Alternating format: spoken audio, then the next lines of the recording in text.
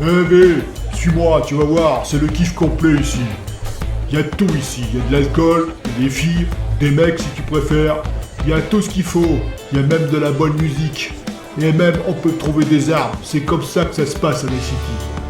Allez, arrête de tourner là, viens voir, viens t'asseoir ici là, voilà, assis-toi sur le petit siège, voilà, c'est bien. Bonjour everybody. En qualité de président de ce beau pays qu'est la France, j'ai décidé de reconfiner le monde entier, j'ai bien dit le monde entier. Et pourquoi je vais faire ça? Eh bien parce que Brigitte, elle a pas eu sa PS5, voilà. Et en plus, le patron de Nvidia, il me répond même plus. Ah, tu sais quoi, à cause de ce petit président de ce pays que je connaissais même pas, on est tout seul dans cette pièce, enfermé, on n'a rien à faire. On s'emmerde quoi, voilà, c'est chiant. Bah tu sais quoi, je vais me mater une vidéo du bord la brute et le geek.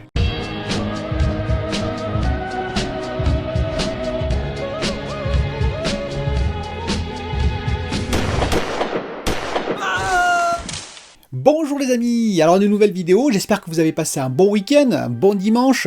Le temps était un petit peu mitigé, mais ma foi, c'est bientôt l'hiver, hein. C'est l'automne on va dire, la fin de l'automne et l'hiver. Alors, on va parler de quoi dans cette vidéo? On va parler de deux sujets, bien entendu, je vais revenir sur Cyberpunk, et oui, parce que ce bashing généralisé, je voulais revenir un peu dessus. Il est justifié en partie, mais seulement en partie, je vais m'en expliquer, et je vais donner surtout mon ressenti sur ce jeu après plusieurs heures de jeu, hein, entre guillemets, je vais dire ce que j'en pense.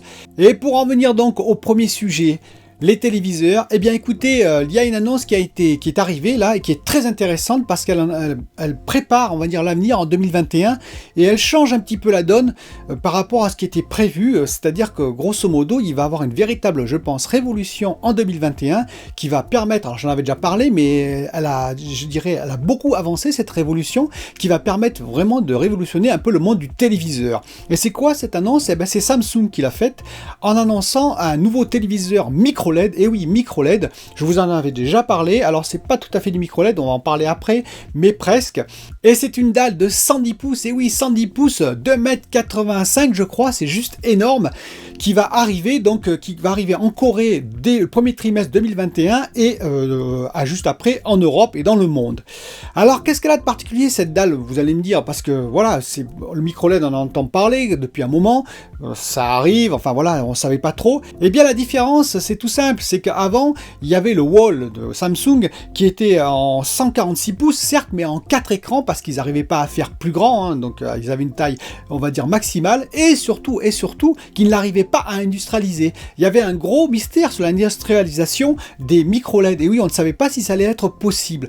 Eh bien, apparemment, ça l'est, puisque maintenant, Samsung annonce une dalle de 110 pouces unique, ça veut dire que ce n'est pas des dalles coupées, mais vraiment une dalle unique fabriquée en usine, et attention, en industrialisé, c'est-à-dire que grosso modo, c'est en production, contrairement au wall qui était à, on va dire presque à l'unité, j'allais dire, c'était vraiment un prototype. C'est-à-dire que là, ils sont capables d'industrialiser des dalles de 110 pouces, et ils vont faire également deux plus petits modèles.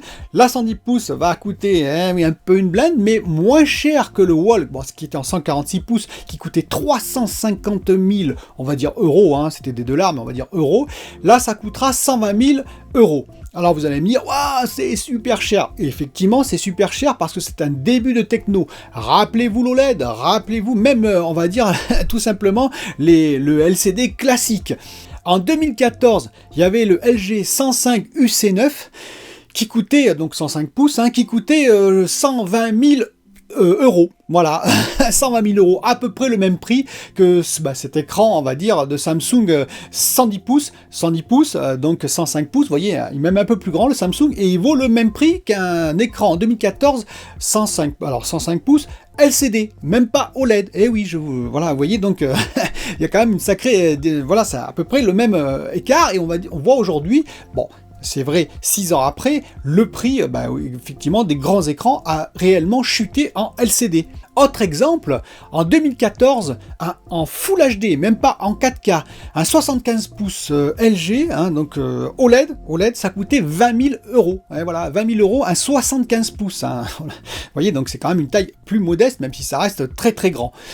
Et aujourd'hui, un 77 pouces LG en 4K, ça vaut 4000 euros. Donc vous voyez, c'est une baisse de 5 fois. Alors certes, en 6 ans, 5 fois, voilà. Donc le 110 pouces restera excessivement cher en micro LED Samsung, bien entendu, mais en 110 pouces. Si vous prenez un 75 pouces, par exemple, ça sera beaucoup moins cher dans 3-4 ans. Ça sera accessible entre guillemets, hein. Ça veut dire qu'effectivement ce sera comme le OLED, ce sera un peu le haut du panier, hein. Ce sera pas pour toutes les bourses malheureusement, mais ça révolutionne beaucoup la chose. Pourquoi ça révolutionne le micro-LED? Je le rappelle, le micro-LED prend, on va dire, tout ce qui est positif dans le domaine du LCD classique et tout ce qui est positif dans le domaine du OLED, en enlevant surtout les points négatifs du OLED, c'est-à-dire tout ce qui est risque de brûlure, il n'y a pas. Voilà, c'est clair et net, vous pouvez laisser sur BFM TV si vous voulez le logo pendant 20 heures, vous n'aurez aucun problème. Ça, c'est quand même un gros avantage. La luminosité, eh oui, parce que le OLED, on sait qu'ils ont une luminosité. Bon, moi, je la trouve super classe. Voilà, ça claque les rétines, hein, excusez-moi. Mais bon, il y a apparemment, voilà, en tout cas, certains LCD font mieux en termes de pic de luminosité, ce qui est très intéressant pour le HDR, hein, en particulier pour le HDR dynamique, le HDR10+, ou Dolby Vision, hein, pour tout ce qui est contraste dynamique. Eh bien, le micro-LED, il va plus loin parce que, par exemple, cet écran, ils annoncent 2000 candelas par mètre carré, c'est-à-dire 2 fois plus qu'à peu près que tout ce que fait le meilleur OLED aujourd'hui. Voilà, donc tout ce qui est pour le reste, tout ce qu'a le OLED, il l'a, c'est-à-dire les noirs profonds, hein, puisque c'est chaque, on va dire, micro-LED est, on va dire, indépendante les unes des autres, hein, comme le OLED, donc la dynamique, le contraste, le temps de réponse, tout ça y est, ce qui fait que voilà, on a le meilleur des deux mondes réunis en un seul. Et en plus, on a, bon, c'est un petit ajout, il y a l'anti-reflet Samsung, un anti-reflet spécial, parce que vous savez que Samsung, par contre, en anti-reflet, sont parmi les meilleurs au monde en téléviseur. Eh bien, il y a l'anti-reflet Samsung qui est en plus sur ce téléviseur. Et un petit détail supplémentaire, si vous achetez aujourd'hui, hein, donc en 2020, un LG, le haut de gamme LG OLED, c'est-à-dire le ZX9 8K, hein, en 77 pouces, eh ben, vous le payez 20 000 €. Alors certes, c'est pas 120 000 €, mais c'est quand même 20 000 € en haut de gamme, parce que le Samsung 110 pouces micro LED, je vous redis, hein, c'est quand même du très haut de gamme. Voilà, donc il faut comparer ce qui est comparable. Donc ça promet beaucoup pour les années à venir. Je vous rappelle qu'il y a aussi le mini LED, et d'ailleurs Samsung, entre guillemets, ce n'est pas tout à fait du micro LED. Hein. Ça veut dire qu'ils arrivent à industrialiser, mais le micro LED, normalement, c'est 30 microns. C'est-à-dire que vous avez des micro LED, c'est le cas de le dire, de 30 microns, qui sont parsemés partout sur l'écran, hein, et qui sont par groupe, même pour chaque pixel, pour intensifier, on va dire, la luminosité, hein, tout ce qui est luminosité, tout ce qui est contraste.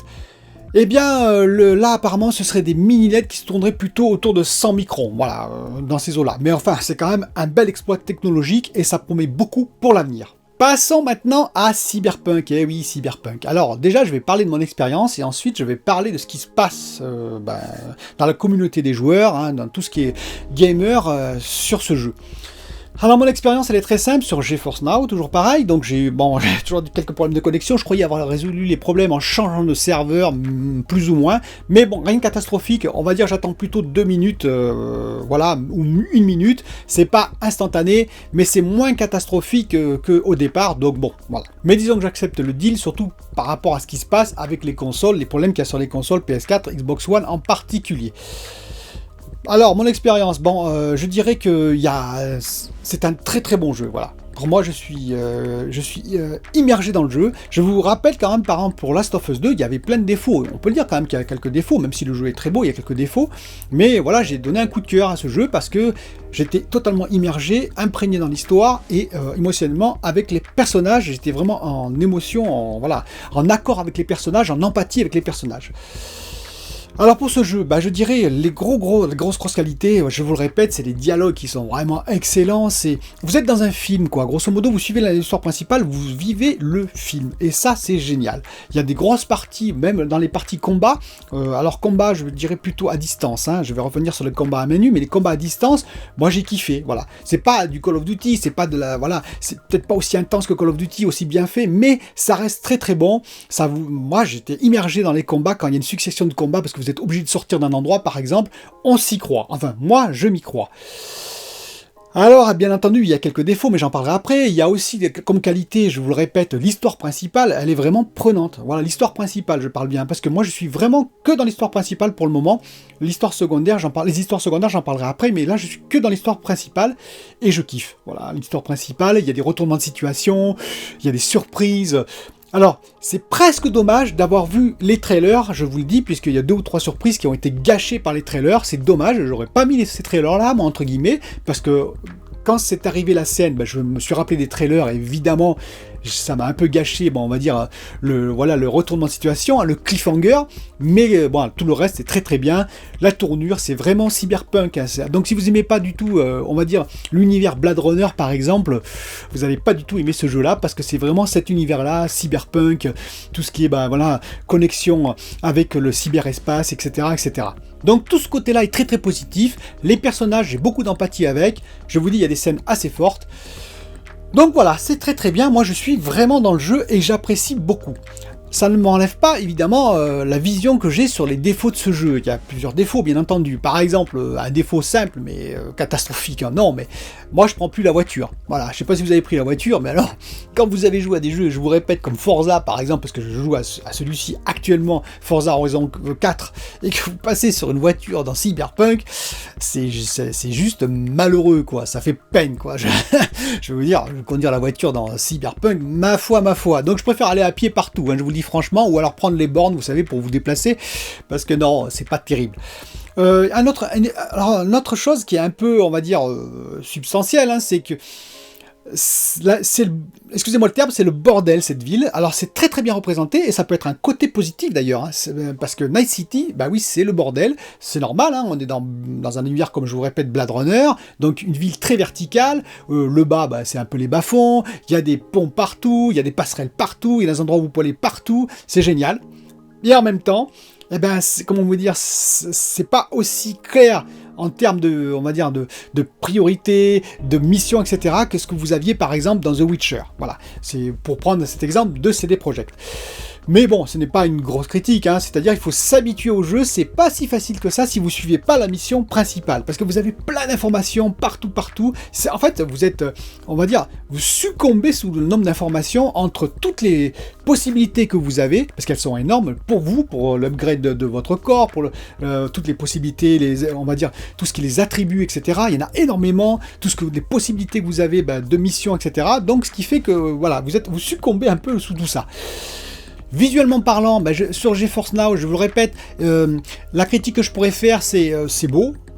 C'est pas magnifique, mais ça, c'est de ma faute, entre guillemets. C'est-à-dire, si je jouais sur Stadia, par exemple, 4K, que j'étais connecté, bien sûr, avec un Chromecast sur l'écran 4K LG, je pense que ce serait beaucoup plus beau. Si j'étais, bien sûr, avec une RTX quelconque 2080 ou 3080, je vous ai expliqué, avec un PC de combat, ce serait beaucoup plus beau. Donc, évidemment, là, on peut pas trop critiquer. Je veux dire, GeForce, c'est en Full HD, et sur mon écran, en plus, qui n'est pas topissime, voilà, j'ai ce que je mérite, on va dire. Donc non, pas de problème de ce côté-là pour moi. Les bugs, il y en a peu. Il y en a eu quelques-uns, mais il y en a peu. Hein. J'ai pas eu vraiment de problème de bugs. Donc le monde PC, lui, est relativement, je dis bien relativement, épargné par ça. Il y a quand même quelques bugs, mais ce n'est rien de catastrophique. En tout cas, pour moi, je n'ai rien vu de catastrophique pour le moment. Et justement, on va venir sur la partie qui coince, c'est-à-dire le bashing que subit ce jeu. Je peux le comprendre, c'est-à-dire la PS4, quand vous recevez un jeu sur PS4 et que vous ne pouvez pas le faire marcher, parce que c'est pratiquement injouable, je peux comprendre que vous soyez en colère. Pareil pour la Xbox One S. Alors PS4 Pro, Xbox One X, je sais pas trop, hein, j'ai pas eu trop de retours là-dessus pour savoir si vraiment les joueurs étaient mécontents ou pas. Je sais que la Xbox Series X, ça se passe plutôt pas mal, d'après les commentaires que j'ai eu sous mes vidéos. PS5, je sais pas trop, hein, est-ce que c'est hérité de la PS4, donc est-ce qu'il y a beaucoup de problèmes ou pas? À vous de me le dire dans les commentaires. Mais je comprends les joueurs de la PS4 et Xbox One S, excusez-moi. Ceci dit, est-ce que ça définit, on va dire, le fond du jeu? Est-ce que ça définit vraiment tel qu'il est? Ce que je veux dire, s'il subit un énorme bashing en ce moment, je pense que les développeurs, ils morflent en ce moment. Je pense que malheureusement, ils sont vraiment dans le crunch. C'est un peu catastrophique. D'ailleurs, j'ai appris des informations qui m'ont pas trop plu. Alors c'est sûrement comme ça, hein, je suis naïf, hein, mais dans beaucoup de boîtes évidemment, hein, parce que je savais qu'il y avait du crunch, mais c'est des projects, je pensais qu'ils avaient un peu plus, on va dire, une direction en termes de management, une direction un peu plus européanisée que américanisée. C'est peut-être pas trop le cas, hein, parce que j'ai appris que par exemple, il y avait des jetons qui étaient offerts, qui étaient donnés par les différents chefs d'équipe. Je vous rappelle qu'ils étaient 700 à la fin, 700 à développer, par les différents chefs d'équipe. Si vous étiez un peu plus performant que les autres finalement, c'est ça le truc, et c'est ça qui me plaît pas trop, quoi. Vous voyez ce que je veux dire? Si vous rendiez en temps, un peu en avance, voilà ce que vous aviez comme travail, etc. Alors on va me dire oui, mais c'est comme ça dans toute industrie, c'est vrai, mais faut peut-être pas exagérer, voilà, les jetons, ça fait un peu comme à l'école, vous savez, on va vous donner un bon point à toi, et puis celui qui est au fond de la classe, tant pis pour toi. Ça craint un peu quand même. D'autant plus que ces jetons étaient soumis à, on va dire, la notation de métacritique. Eh oui, métacritique. Donc s'ils avaient une mauvaise notation, tous les jetons qu'ils avaient cumulés pour avoir une prime exceptionnelle à la fin, ils l'auraient pas eu. Alors, heureusement, c'est des projets quand même, parce que, bon, comme vous avez d'ailleurs fait remarquer, ils ont eu un très gros retour d'argent grâce aux précommandes, mais grosso modo, oui, il est normal que ce soit les développeurs, surtout qui subissent beaucoup, hein, parce que la critique, vous savez, quand on critique ce que vous avez fait vous, parce que c'est pas bon sur PS4 et Xbox One, vous le subissez quand même, vous voyez, en tant que développeur, et vous n'êtes pas maître de tout, et vous le subissez, parce que je pense que les développeurs, ils auraient aimé que ce soit reculé, voire même annulé sur PS4 et Xbox One S, par exemple, parce qu'ils savaient que c'était très difficile, voire impossible sur ces machines, selon les contraintes qu'ils se sont mis, hein, je précise. Parce qu'ils ont mis beaucoup de contraintes, je pense, en intelligence artificielle, c'est-à-dire les gens qui se déplacent, etc., les voitures qui se déplacent, etc., et peut-être qu'ils en ont mis trop pour, on va dire, le CPU et non pas le GPU, le CPU de la PS4 et de la Xbox One S. Peut-être que c'est ça qui coince. Je m'interroge quand même parce que, par contre, Watch Dogs Legion, rappelez-vous de ce jeu, oui, la Watch Dogs Legion, que j'ai beaucoup critiqué, de ce côté-là, il y avait quand même des voitures, il y avait des gens dans la rue. Alors peut-être que, par contre, ils étaient un peu plus scriptés, on va dire, de façon basique, c'est-à-dire qu'ils faisaient toujours la même chose et grosso modo, rien d'autre, alors que dans Cyberpunk, effectivement, on parle de plusieurs, voire une centaine, voire plus, je crois, de personnalités différentes. Je ne sais pas si c'est pas 1000, donc personnalités différentes, c'est-à-dire des scripts différents qui font que chaque personne est presque unique. Et c'est peut-être ça qui pose problème, c'est-à-dire le côté CPU et non pas le côté GPU. Bon, le côté GPU pose problème aussi à cause des gros bugs qu'il y a sur PS4 et Xbox One S en particulier aussi, hein. Et donc, tout ça pour dire quoi? Que heureusement, CD Projekt, le management de CD Projekt a décidé ici de verser la prime aux employés qui sont sous crunch actuellement et qui risquent de l'être encore pendant des semaines et des semaines. Alors, faut-il bâcher le jeu totalement? Non, parce que le fond du jeu, moi, je le trouve très bon. Il y a d'autres aspects que je trouve très bons, que je n'ai pas cités, hein, en plus de l'histoire principale, de la qualité des dialogues, de la qualité de l'ambiance générale quand ça marche, vraiment on ressent Night City, comme je vous dis, c'est lourd sur les épaules, c'est vraiment du Blade Runner, on le sent, l'aspect Blade Runner derrière tout ça, l'aspect cyberpunk, tout ce qui est, on va dire, cyberspace, moi je trouve, vous savez, les enquêtes avec les caméras, et puis on peut switcher entre infrarouge, entre le son, et puis entre tout ce qui est, on va dire, visualisation par exemple, de toutes les protections, les caméras de surveillance, etc. Je trouve ça très bien fait, hein. Voilà, c'est bien fait, c'est peut-être simple, mais c'est très bien fait. Je trouve aussi, bien sûr, tout ce qui est le côté interaction avec tout, grâce à ces attributs, avec tout l'environnement. Alors c'est peut-être pas assez développé, mais moi je trouve que c'est très bien fait. Ça veut dire qu'on peut, on peut hacker, hein, on peut à peu près hacker tout et n'importe quoi, et ça je trouve ça pas mal. Bref, il y a plein de bonnes idées quand même dans Cyberpunk. Peut-être que ça a été pas totalement finalisé, peut-être que il y a plein de bugs, il y a plein de problèmes, mais on peut pas tout jeter à la poubelle, on peut pas mettre 3,5 à ce jeu. Voilà, je comprends les joueurs mécontents, mais à un moment donné, je veux dire, quand tout sera réglé, et j'espère que tout sera réglé, on s'apercevra quand même que c'est un grand jeu, j'en suis à peu près persuadé. Laissez-moi en commentaire ce que vous en pensez, je peux comprendre que vous n'êtes pas d'accord avec moi, et moi je vous dis à bientôt pour une autre vidéo.